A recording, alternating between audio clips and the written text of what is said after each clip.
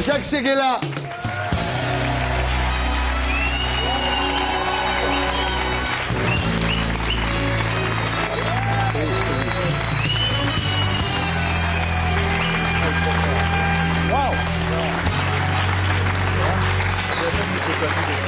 Trop fort. À qui vous parliez là? C'était Bernard Tapie. C'était Bernard Tapie, il m'a dit qu'il allait te casser la gueule si tu n'étais pas gentil. Oui, Bernard, je m'en occupe. Je te jure, c'est vrai. Ça va, Jacques? Oui. 71 ans. Et contrairement à Decaune, il l'est fait. Hein. Ouais. Vous avez avant, après. Pendant. C'est vrai que c'est pendant pour toi. 71 ans, vice-président d'Havas, le publicitaire le plus bronzé de France. Ah ouais. Plus le produit vieillit, c'est la règle de la publicité que tu connais mieux que moi, Ouais. plus le produit vieillit, plus il faut soigner l'emballage. Alors, j'y vais. Un produit très bien implanté. Je comprends après, Thierry, t'as vu? Je comprends pas après, je comprends pendant. Ruquier disait quand il était bronzé qu'il avait un ségélarium. Vous auriez dû faire breveter le nom, non? Non, ma femme pourrait avoir ça, Ouais. pas moi. Comment vous faites alors? Mais contrairement à ce qu'on croit, je ne prends pas de petites gélules. De carotène, Je non. ne prends pas de carotène. Je ne me mets Bien pas. le chat. Je ne me mets pas sous une lampe bronzante. C'est naturel. Voilà, c'est comme ça. Il faut C'est rien. un nom de- Il passe sa vie en Corse au soleil. Non, moi aussi, Ouais. ça va. je suis fils du Sud avant d'être fils Oui, du enfin, Sud. je suis allé dans son Alors bureau voilà, une fois, je il a bronze. une terrasse magnifique. Donc dès qu'il y a rien de soleil, à mon avis, il doit sortir. Ah, ça, dès qu'il y a un peu de soleil, Voilà. je cours. Ouais. Moi, j'ai besoin de picousses de soleil. mais j'ai eu Dès peur. qu'il n'est pas là, Ouais. C'est le nom de son dealer. Voilà, c'est mon Jean-Michel Viagra. Soleil. Le soleil, c'est mon Viagra à moi. Et le Viagra? Mais comme C'est dit, son soleil pas à lui. encore.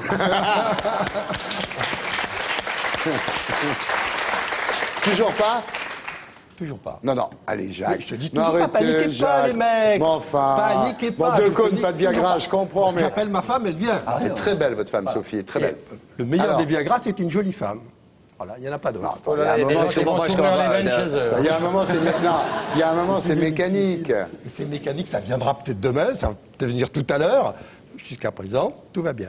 Donc paniquez pas, pas de Viagra. Pas mal comme slogan. Paniquez pas, pas de Viagra. Ouais. Voilà. Ah bah, peut-être que sa femme lui enfile en douce et qu'il le sait même pas. Ah, dans la soupe. Ouais. Il y a le C'est quoi Cialis. cette soupe bleue? C'est bien, c'est un schtroumpf qui me prépare ça.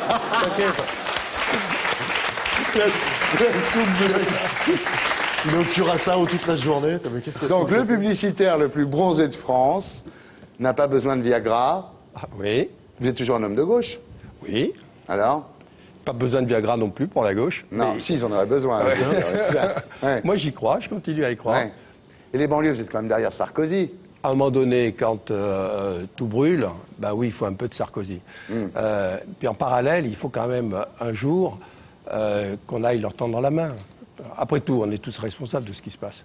Puis c'est très simple, hein, ce sera l'intégration ou la désintégration Ben de la voilà. France. Hein, où Très on bien. arrivera à Encore une comprendre... formule. Elle est bien, celle-là. Ouais. Où il faudra comprendre que Ouais, c'est le monde Séguéla. de demain sera métissé, et il faut accepter ce métissage. On est d'accord. Il faut rentrer dedans, et c'est à nous d'aller leur proposer, ou on n'y arrivera pas. Mais on a raté la première génération, on a complètement raté l'intégration de la première génération. C'est vraiment nous qui l'avons raté, c'est pas eux. Même si c'est pas bien de voler les voitures, il faut pas rater la seconde. Mais c'est un boulot de 20 ans. Et puis, le problème n'est pas là. Le problème est bon, moi qui tourne autour du monde en permanence, qui ai cette chance, ça peut pas continuer comme ça. Ça peut pas continuer avec des pays riches de plus en plus riches et des pays pauvres de plus en plus pauvres. Et le jour où enfin on acceptera, nous tous les riches, de partager un peu avec les autres, il y aura de moins en moins de problèmes d'intégration. C'est quand même ça. Alors, c'est pas si mal ce qui se fait. Même Chirac, c'est pas ma tasse de thé, mais il a commencé à faire une première taxe. Le coût du billet d'avion, sur c'est le pas billet mal, d'avion. ouais. Ouais. Alors, sauf qu'il est le seul à le faire. C'est 1 quand même euro tous par les- billet d'avion. Bien.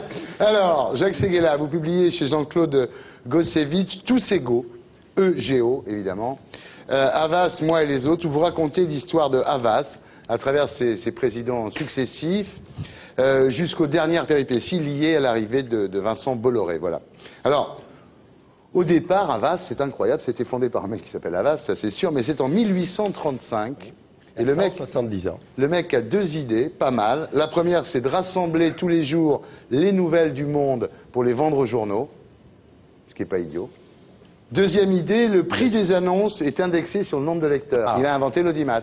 il invente l'audimat et il invente aussi la régie. Ouais. C'est-à-dire qu'il a des commerciaux qui vont chez des annonceurs et il leur propose des toutes petites annonces, mais qui deviendront un jour des grandes annonces et puis des annonces tout court.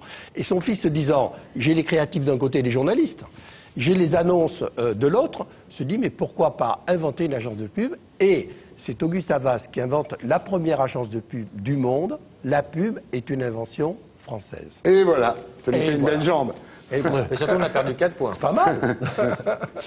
Voilà, alors le fils vire son père, il est lui-même viré par ses dauphins. Enfin, c'est vrai qu'Havas, c'est terrible, c'est Dallas, hein, c'est pas Havas. Ensuite, il y a un dénommé Régnier qui est compromis pendant l'occupation allemande. Quand les Allemands sont arrivés, ils ont annexé Havas, ils ont pris la majorité. Il est resté président comme si de rien n'était. Et puis, en 1943, il a dit, mais il y a un bel OPA à faire sur Publicis. Ouais. Et en plus, c'est une agence marquée par l'étoile jaune.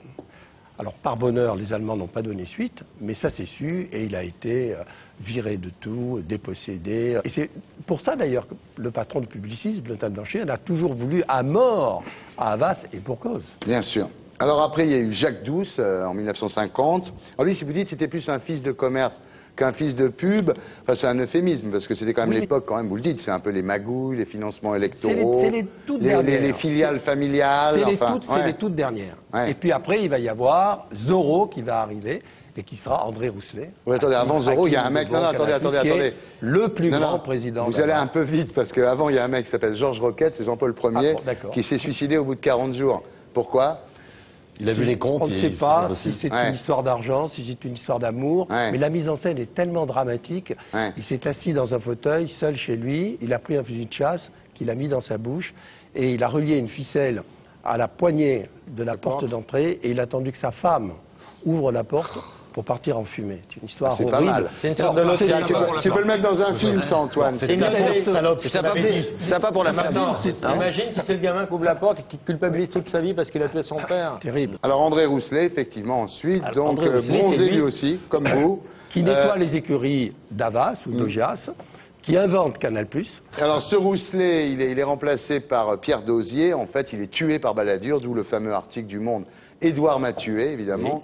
Voilà. Alors vous, à l'époque, Jacques Séguéla, vous êtes à la tête d'une agence qui s'appelle... Qu'est-ce qui se passe? Ça manque de gonzesse, c'est rien.